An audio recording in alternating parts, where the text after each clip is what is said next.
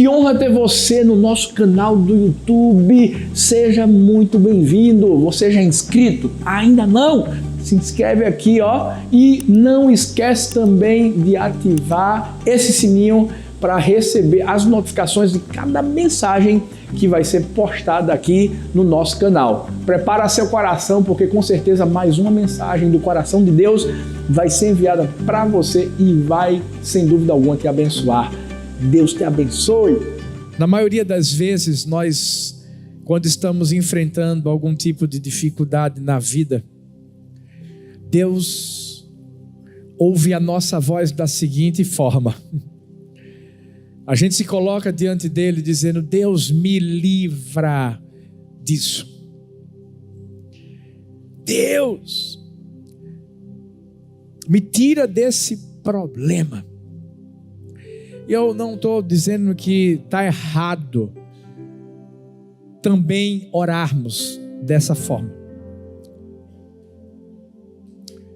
É muito mais fácil se colocar diante de Deus e pedir para Deus nos livrar das situações difíceis do que pedir para Deus nos livrar nas situações difíceis.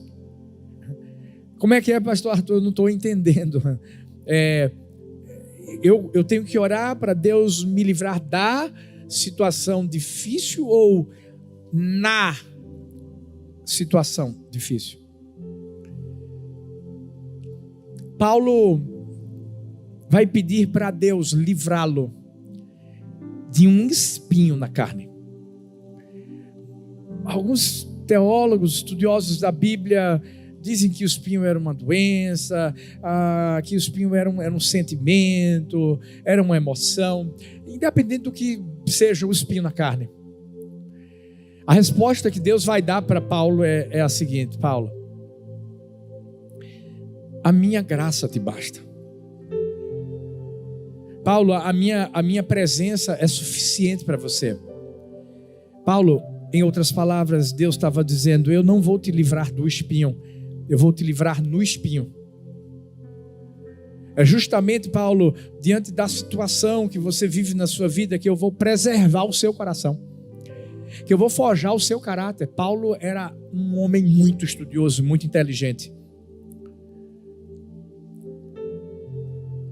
E na sua história inicial, você vai perceber que Paulo perseguia os cristãos, foi ensinado aos pés de Gamaliel.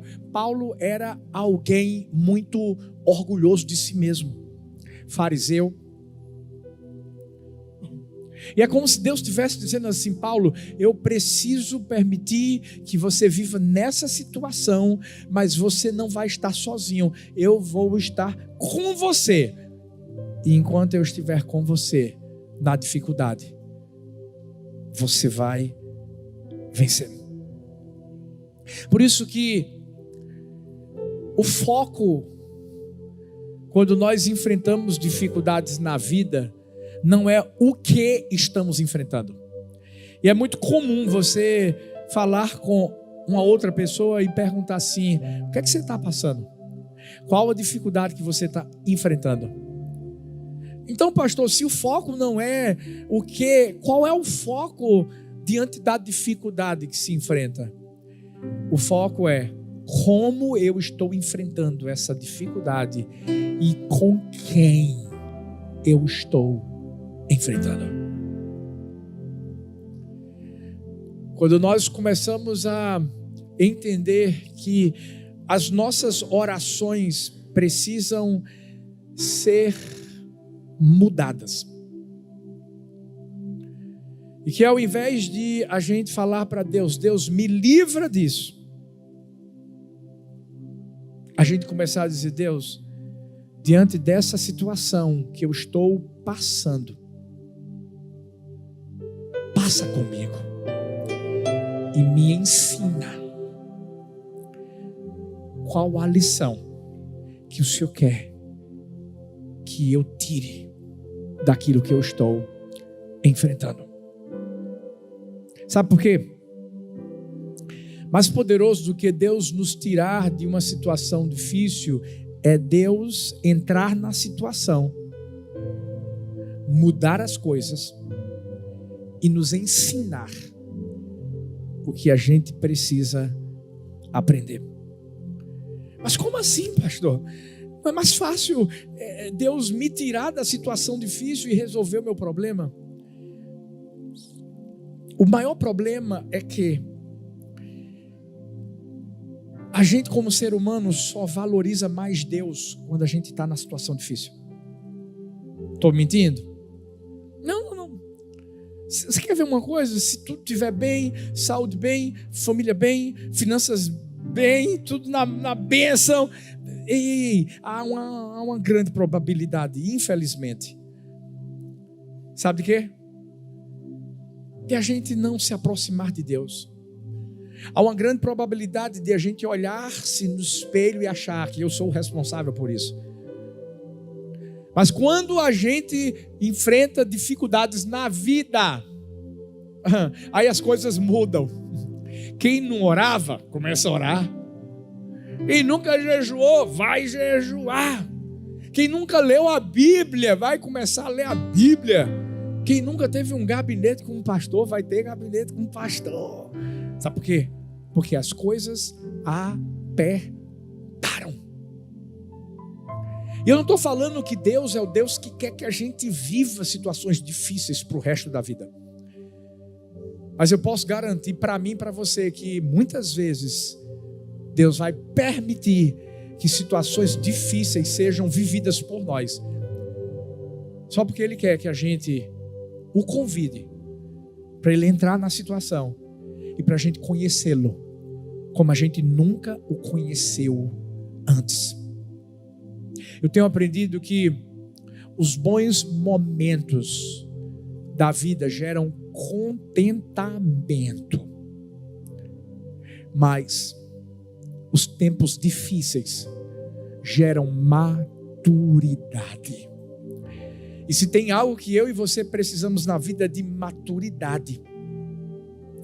E é por isso que nos momentos difíceis Deus forja o nosso caráter. As dificuldades que a gente enfrenta, elas têm um propósito. Elas têm um objetivo. Qual é o propósito? É Deus fazer com que a gente se pareça cada vez mais com Ele. Forjar significa modelar. Colocar algo numa forma e fazer uma cópia semelhante à forma original.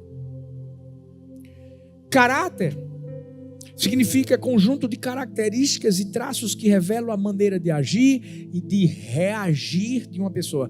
Ou seja, é a firmeza, é a coerência de atitudes de acordo com os valores morais pré-estabelecidos. Ou seja, é o que eu falo e o que eu faço conectados. E o caráter de Cristo é inegociável.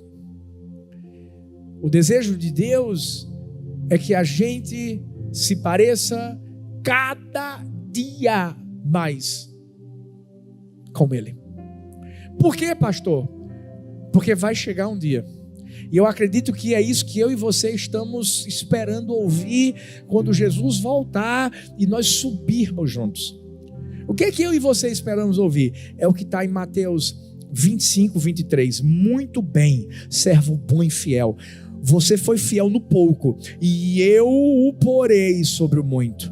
Venha e participe da alegria do seu Senhor. Ah, pastor, eu quero ouvir isso. Mas para que a gente ouça isso, a gente também vai precisar se lembrar do que o apóstolo Paulo diz em Romanos 5, versículos 3 e 4. Ele diz assim: não só isso, mas também nos gloriamos nas tribulações, porque sabemos que a tribulação produz perseverança, e a perseverança um caráter aprovado, e o caráter aprovado é esperança. Perceba que é uma escadinha que você vai subindo e que começa como, pastor? com a tribulação, com a dificuldade. Posso fazer uma pergunta para mim e para você hoje? Nós somos capazes de nos gloriarmos nas tribulações? Só existe uma forma disso acontecer. É quando a gente entende que precisa convidar Deus para estar conosco nas nossas dificuldades. Talvez você se encontre hoje aqui e, sinceramente falando, você está dizendo assim: eu estou no meu limite. Talvez você diga assim: pastor Arthur, eu não aguento mais. Sabe por quê? Porque talvez você está pedindo para Deus te livrar de uma situação onde você não deixa Ele entrar. A Bíblia vai nos falar em Mateus 11:29, tomai sobre vós o meu jugo e aprendei de mim, que sou manso e humilde de coração, e achareis descanso para as vossas almas. A Bíblia diz em Mateus 16:24, então disse Jesus aos seus discípulos: se alguém quer vir após mim, negue-se a si mesmo, tome a sua cruz e siga-me. E a Bíblia afirma em Romanos 8:28, sabemos que Deus age em todas as coisas para o bem daqueles que o amam, dos que foram chamados de acordo com o seu propósito. Pastor, o senhor leu um monte de versículos, o que isso tem a ver comigo? Existe um jugo que Deus pode colocar sobre mim e para você para trazer lições. Existe uma cruz que eu e você precisamos carregar porque estamos seguindo Jesus. Mas existe um Deus que pega todas as situações que nós vivemos e que, por mais que Ele não as traga sobre nós, mas as permita, Ele sempre faz com que, diante de uma grande tempestade, haja um sol que vai brilhar logo, logo na nossa vida, fazendo com que tudo coopere para o nosso bem. Ah, pastor, mas seria mais fácil que Deus me tirasse logo dessa situação. Eu não aguento mais. O fogo está queimando. Se Deus te tirasse do fogo, sabe, se Deus simplesmente não permitisse que eu ou você vivêssemos situações difíceis na vida, primeiro, nós não iríamos nos parecer com Ele. Segundo lugar, nós não o valorizaríamos. E terceiro, nós não iríamos conhecê-lo da forma que Ele deseja que a gente o conheça. Hoje eu quero falar sobre 3 personagens bíblicos que convidaram Deus para a dificuldade da sua vida.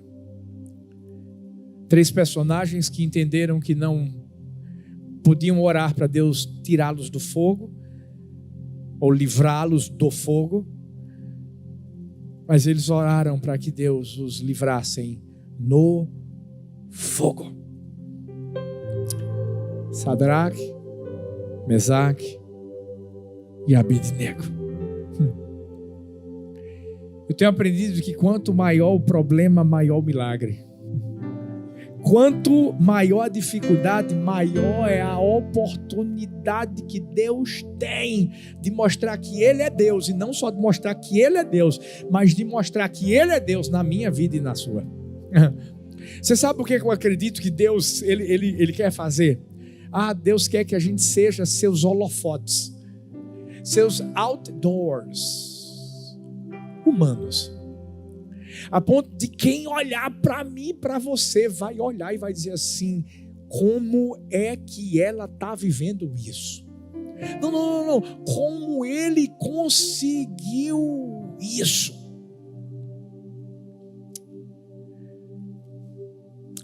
Tem coisas que Deus não quer que a gente escape delas. Deus quer que a gente supere elas. Eu não sei qual oração que você está fazendo hoje. Talvez você pensou assim: eu vou lá na igreja do amor, eu quero ouvir uma palavra assim, sabe, que vai fazer eu simplesmente deixar de viver o que eu estou vivendo de forma instantânea. E escuta, não vai acontecer. Talvez você está orando a Deus, dizendo assim: Deus, eu quero escapar dessa situação difícil, eu quero escapar desse fogo. E Deus está dizendo assim: não vai escapar agora não, eu quero que você supere. Eu quero que você atinja o máximo de potencial que eu coloquei sobre sua vida. Eu quero que você, tenha uma fé exagerada, transbordante. Eu quero que você influencie. Eu quero que você inspire as outras pessoas, porque quando elas olharem para aquilo que você viveu, elas vão dizer assim: se Deus fez na vida dele, se Deus fez na vida dela, Deus também pode fazer na minha. Você pode celebrar isso?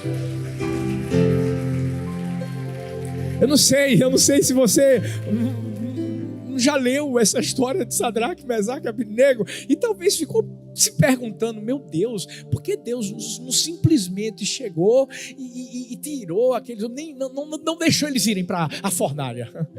A história seria diferente.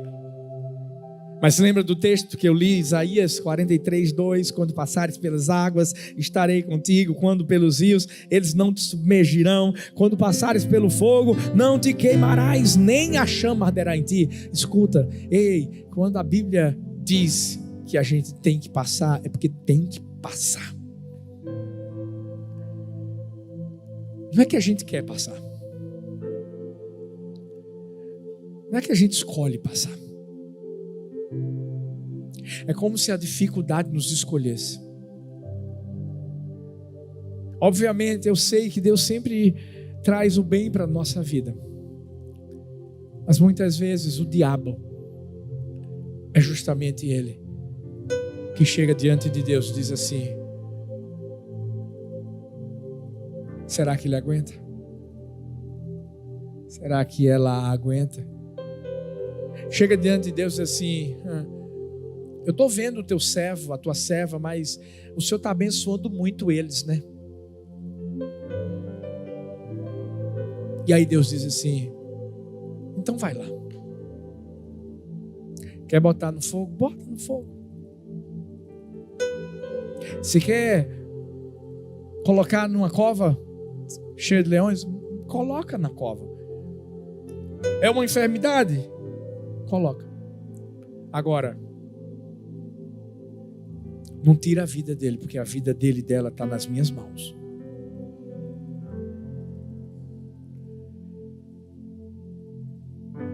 É como se as dificuldades nos escolhessem, porque o diabo tem raiva de mim e de você. Eu lembro que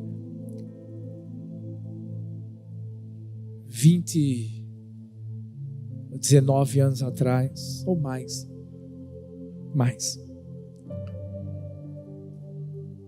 no nascimento da nossa primeira filha, havia primeiro um sentimento de alegria por estarmos esperando a nossa primeira filha. E aquela alegria se transformou num pesadelo. E eu confesso que eu orava: Deus, livra a gente disso.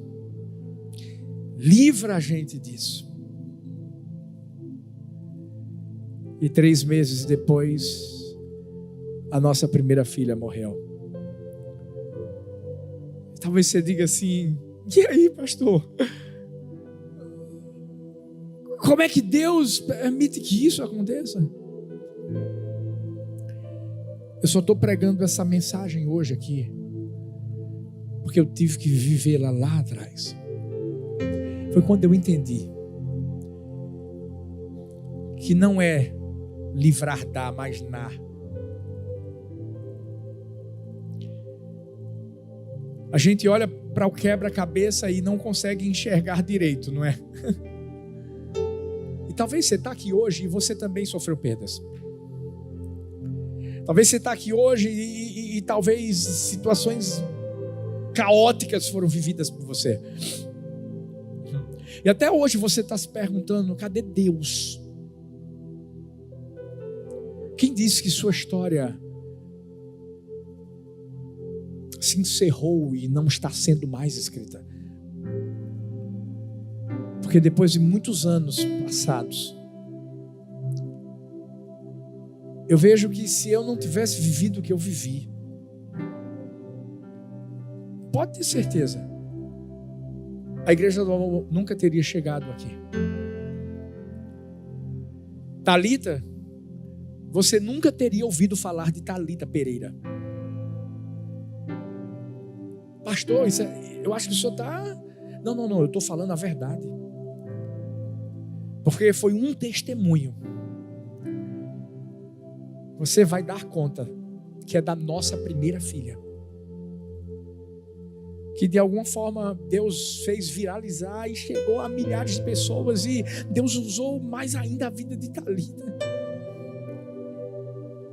Você quer ter um grande testemunho? Então se prepare para enfrentar um grande teste. O teste vem antes do testemunho.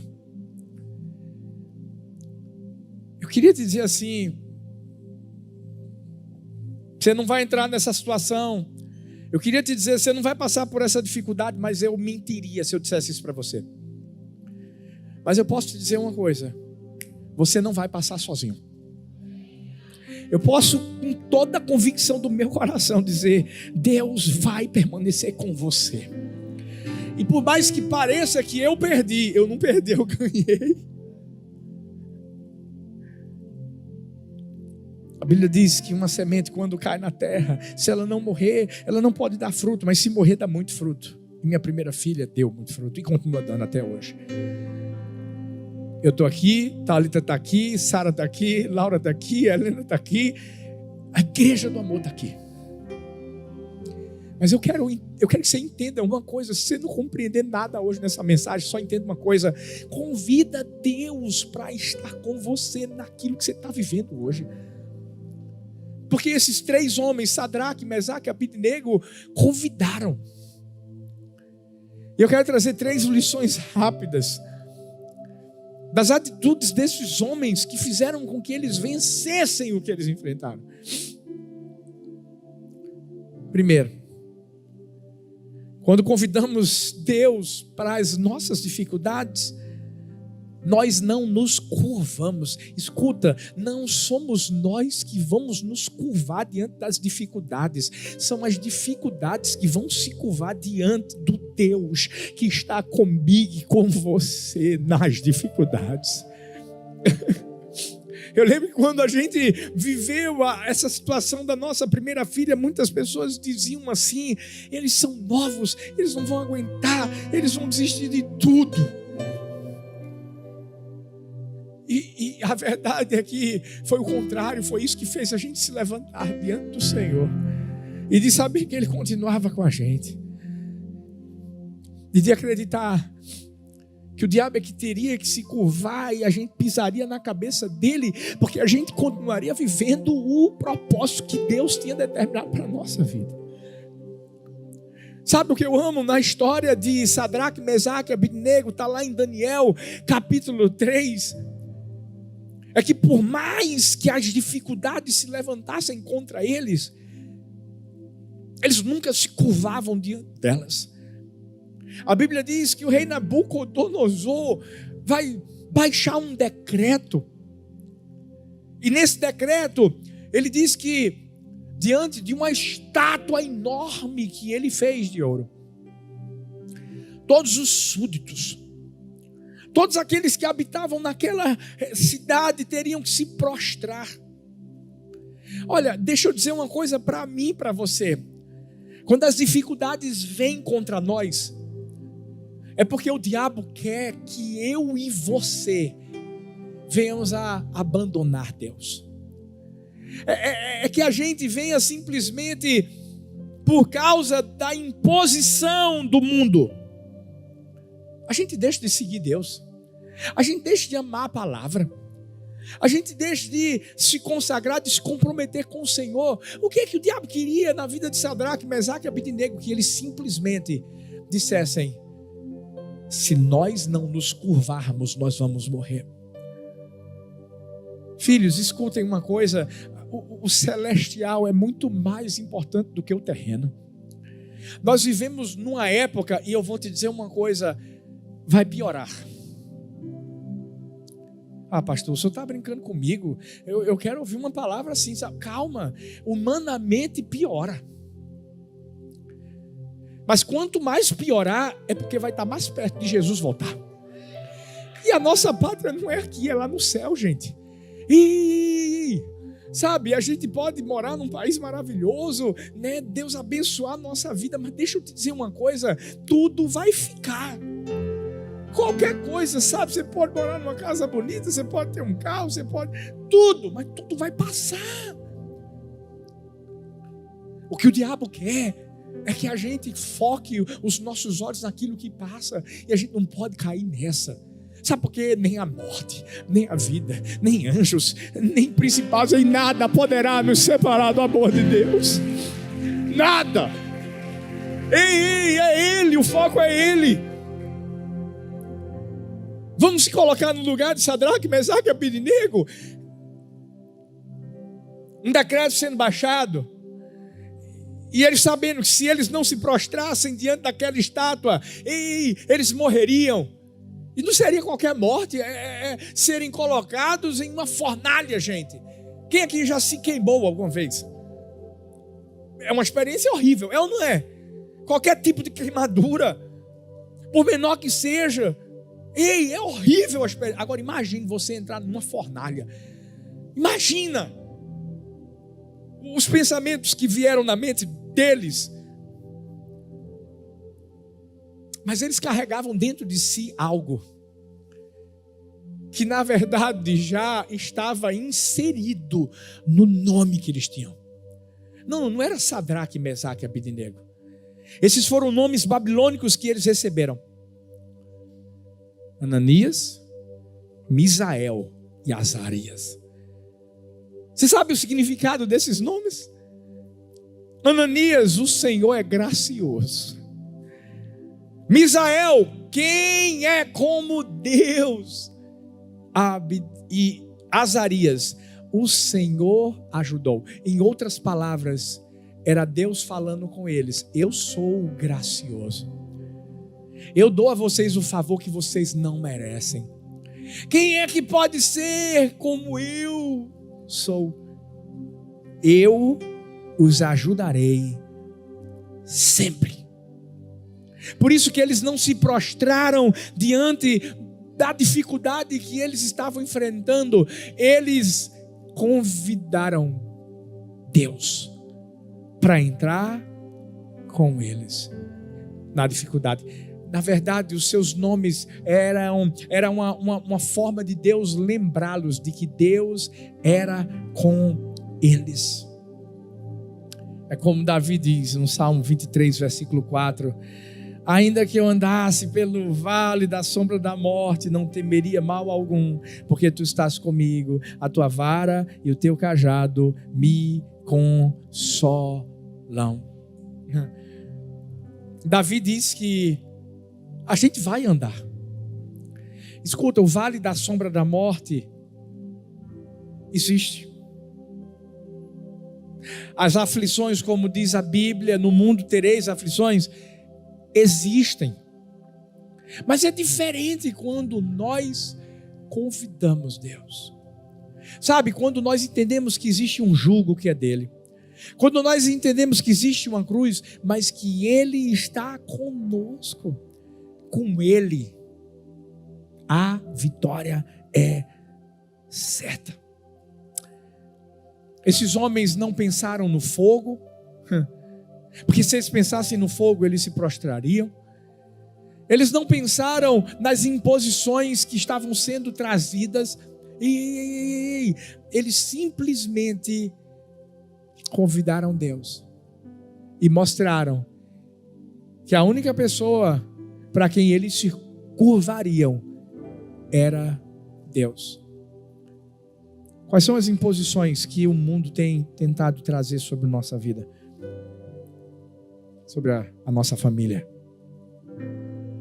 Sabe quais são as imposições que o mundo tem tentado trazer sobre a nossa vida? Sobre a igreja? É como se o mundo quisesse que a gente escolhesse o que a gente pode pregar e o que não pode pregar. O que a gente pode ler e o que não pode ler na Bíblia. Filhos, escutem bem uma coisa. A gente vai ser perseguido. Mas a gente não pode abrir mão disso, da palavra. Ela é lâmpada para os nossos pés. Ela é luz para os nossos caminhos. Só tem uma coisa que não passa. Ela. Tudo que Deus disse que ia acontecer, vai acontecer. E quando Ele disse que estaria conosco todos os dias da vida, é porque isso também insere depois que morrermos. Paulo dizia: eu não considero a minha vida preciosa para mim mesmo, porque ele sabia qual era a pátria dele. O que é que o diabo está tentando fazer através da dificuldade que você está enfrentando? Ele quer que você se curve? Ele quer que você desista? Ele quer que você peça para Deus te livrar do fogo? Não. Continua seguindo em frente. Mesmo que o caminho tenha uma placa dizendo Vale da Sombra da Morte, mesmo que o caminho tenha dizendo assim fornalha ardente, mesmo que o caminho tenha dizendo tempestade, não se curva diante dessas dificuldades. Se curve diante daquele que faz as dificuldades se curvarem diante de nós. Como assim, pastor? Se ajoelha. Se prostra. Qual foi a última vez que você se ajoelhou?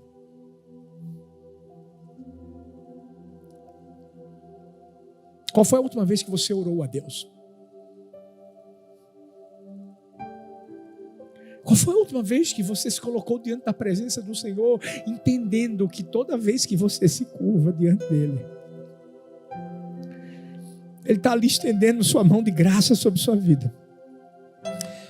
Eu tenho certeza de que Sadraque, Mesaque e Abednego fizeram isso, sabe por quê? Eles eram amigos de Daniel. E a Bíblia diz que Daniel orava 3 vezes ao dia. Sabe, lembra quando veio o banquete do rei e só Daniel, Sadraque, Mesaque e Abednego não comeram das iguarias do rei? Eles não se prostraram nunca. Se a gente tiver que se prostrar, que seja diante de Deus. Se a gente tiver que se prostrar, seja em choro, em humilhação, em quebrantamento, diante da presença daquele que não tira os olhos de mim e de você. Mas a segunda lição que nós aprendemos com Sadraque, Mesaque e Abednego é que quando convidamos o Senhor nas dificuldades, nós não reclamamos. Depois você vai ler Daniel capítulo 3. E eu quero que você perceba em todo o texto que em nenhum momento eles reclamaram. Eles não vão chegar diante de Deus para dizer assim: Deus, o Senhor está vendo, o rei Nabucodonosor baixou um decreto e ele está querendo que a gente se prostre diante dessa estátua, e nós não vamos nos prostrar, mas tem uma coisa, ele está querendo colocar a gente numa fornalha, o Senhor não vai fazer nada não. Lê o texto. Sabe, quando o rei o chama para conversar e para perguntar: é isso que vocês vão fazer? Porque se vocês não obedecerem ao decreto que eu estou trazendo, eu vou matar vocês. Você sabe o que eles fazem? Eles confrontam o rei. Eles vão dizer assim: é o seguinte, rei, Deus pode até nos livrar, mas se Ele não quiser nos livrar, a gente também não está nem aí. A gente entra na fornalha, a gente morre.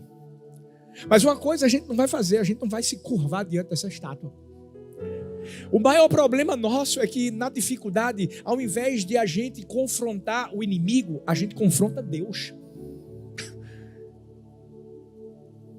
Não. Ei, a gente precisa parar de reclamar e tem que começar a clamar. Quando a gente começa a entender que Deus é o nosso aliado: pastor, mas eu não estou vendo, pastor, eu não estou sentindo. E quem disse que a gente tem que ver? Quem disse que a gente tem que sentir? A gente tem que crer. Crer que Ele está lá, crer que Ele cuida, crer que Ele está indo à nossa frente. Crê que Ele endireita caminhos tortuosos? Crê. É isso que Deus está esperando de mim e de você. Deus não vai te livrar da dificuldade, Ele vai te livrar na dificuldade. E na dificuldade, eu vou te dizer uma coisa, tem momentos em que parece que é como os discípulos que estão vendo Jesus se aproximando e parece que é um fantasma. Parece que tem uma névoa que impede que a gente veja bem o que está acontecendo. Mas deixa eu te dizer uma coisa, é Jesus vindo ao nosso encontro. É só a gente convidar. Mas e se eu reclamar, pastor, por eu ser humano? Deixa eu dizer uma coisa, a gente é humano, sim. A gente é falho, é. Deus até ouve a nossa reclamação. Mas Ele só vai começar a agir quando a gente clamar. Escuta. Deus só vai agir quando a gente começar a clamar. Como é que tem que ser nossa oração, pastor? A nossa oração tem que ser assim: Pai, fica comigo no fogo. Pai,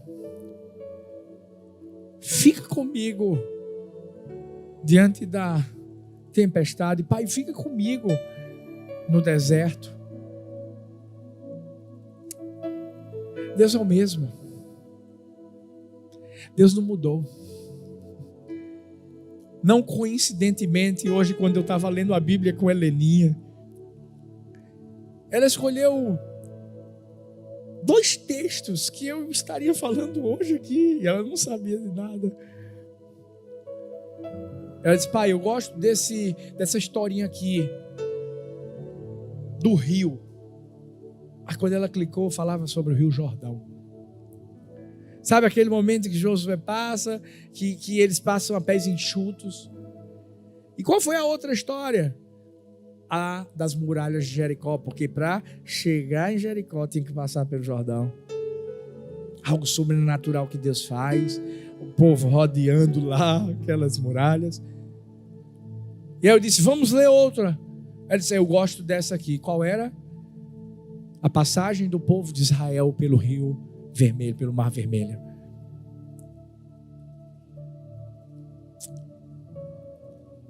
Às vezes a gente está querendo que Deus faça grandes coisas na nossa vida.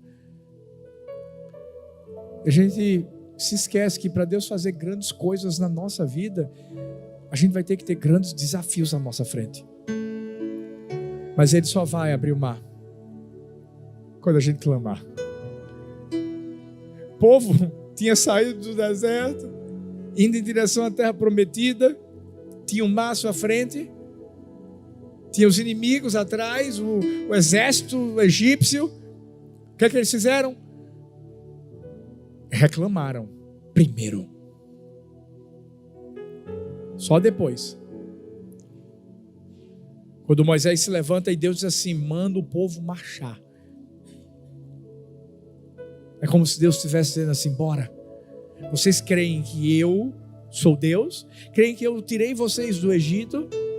Então marchem. Porque marchando vocês vão estar dizendo assim: eu sei quem está indo à minha frente. Eu estou clamando aquele que vai à minha frente. E o mar se abriu. Qual é a oração que talvez você vai precisar fazer hoje, que até o dia de hoje você não estava fazendo? Por quê? Porque você só estava reclamando. Ah, porque meu esposo, ah, porque meu esposo, ah, porque meu esposo, ah, porque meu esposo. E Deus está dizendo assim: no dia que você parar de reclamar do seu esposo e começar a clamar por ele, eu vou salvar ele, eu vou transformar a vida dele, eu vou fazer dele uma bênção. Você vai ver o que é que vai acontecer.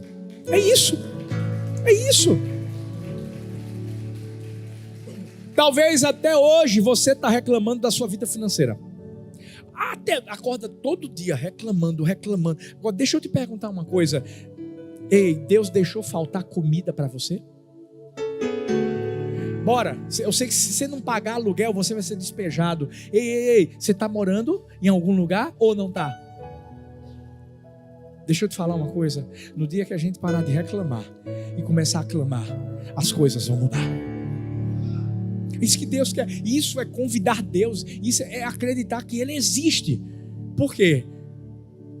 Porque quando a gente não se curva, quando a gente não reclama, a gente aprende uma das lições mais preciosas que é ensinada aqui através de Sadraque, Mesaque e Abednego. A gente descansa. Sabe por que a gente tem que convidar Deus para as dificuldades que a gente enfrenta? Porque quando Deus está lá, no barco, a gente pode descansar. Eu não sei você, mas eu gosto de dormir bem. Eu comprei um anelzinho que dizem que ele mede o sono e batimento cardíaco, um bocado de coisa. Todo dia, depois eu chego no aplicativo desse anelzinho e vejo a quantidade de sono que eu tive. Eu acredito que Deus está convidando a gente para dormir. Eu acredito que Deus está convidando a gente para descansar. Sabe por quê? A Bíblia vai dizer que Sadraque, Mesaque e Abednego descansaram. Como assim, pastor? Calma. Eles entraram na fornalha. Talvez você está pensando que só é possível descansar no lugar onde não tem fogo.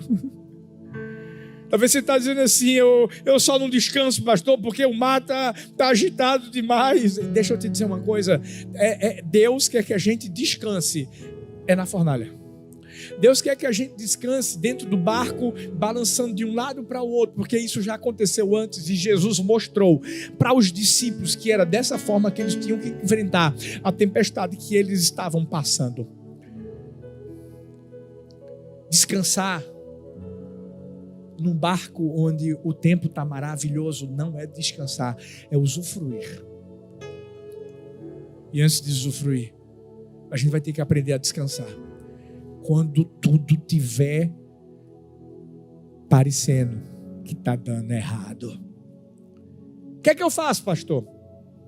Confia. Eles confiaram. Eles entraram na fornalha. Nenhum deles disse assim, não, peraí, rei Nabucodonosor, eu não vou entrar não, eu vou me curvar. Não, nenhum deles, sabe por quê? Porque eles estavam descansando em Deus. Eles disseram assim, se Deus quiser nos livrar, amém. Se Ele não quiser, amém. Sabe por quê? Eles já tinham uma esperança eterna dentro do coração deles. A pergunta que eu faço para mim e para você é, nós estamos descansando? Aquele que habita no esconderijo do Altíssimo, a sombra do Onipotente descansará. Fala para a pessoa linda que está perto de você, diz assim, descansa. Fala para outra, descansa.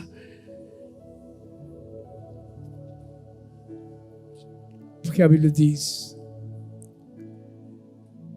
que justamente aquele que espera no Senhor, Ele vai caminhar, vai. Eu não estou dizendo que não vai fazer nada, vai fazer. O que Deus mandar você fazer, vai fazer. Mas você corre e não se cansa, você caminha e não se fatiga, você entra na fornalha e não se queima. Eu vou encerrar dizendo algo. Se aqueles homens tivessem pedido para Deus livrá-los da fornalha, o quarto homem nunca teria aparecido. O testemunho, leia depois Daniel 3 todinho, que Nabucodonosor teve diante do poder de Deus. Uma nação toda teve que reconhecer que tinha um Deus verdadeiro. Se eles tivessem dito assim, Deus nos livra da fornalha, aquele quarto homem nunca teria aparecido e esse testemunho e essa história não estaria sendo contada. Por isso eu quero só te encorajar há uma coisa. Aguenta mais um pouco. Tá difícil, pastor, eu sei. Eu já tive lá. Hoje as minhas dificuldades são diferentes. Mas eu aprendi a convidá-lo sempre para estar comigo, para pegar a minha mão, para caminhar comigo e para me ajudar. Porque depois, quando Ele me der a vitória não vai ser minha só. A minha vitória vai servir de inspiração para todos aqueles que ouviram a minha história. Fique em pé no Senhor.